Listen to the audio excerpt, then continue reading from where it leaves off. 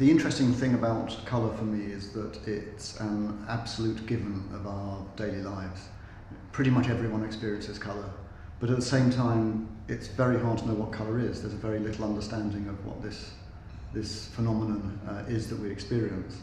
For example, the average human eye can apparently detect around 10 million different hues, 10 million different variations of colour. But most languages only have about 11 basic colour terms. So clearly there's a huge asymmetry between what we can see and what we can say. And that gap between seeing and saying is, for me, in a way, what draws me to colour and makes it something worth inquiring into. And given we don't have the language for colour, then obviously that makes it a strange thing to write about. How do you write about something that doesn't admit to language easily? And anyway, the way I often do it is not so much to write about colours themselves, but to write about ideas about colour. And my previous book, Chromophobia, was mainly about how people understood the idea of colour rather than individual colours.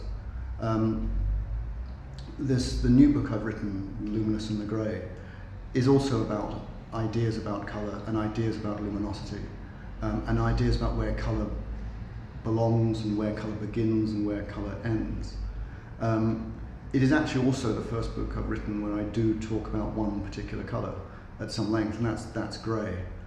But grey is such a peculiar colour, both for artists to work with, because it's almost impossible to find a grey that is, as it were, absolutely neutral, mid-toned, with no hint of any other colour in it.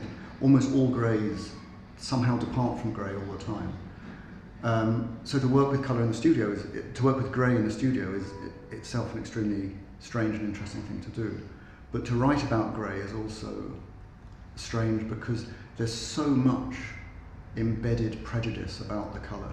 If you look at the thesaurus entry on grey, it describes it as gloomy, dull, slow, tedious, old, boring, insipid. There's a huge stack of prejudice against this idea of a colour. And one question was simply, well, why is this? What is it about grey which attracts such disparagement? Why do we make these associations with this particular colour, which in a way hasn't done anything bad to us? And I honestly don't know the answer to that. But to inquire into that relationship between what we can see and what the habits of thought about different colours seems to me to be worthwhile.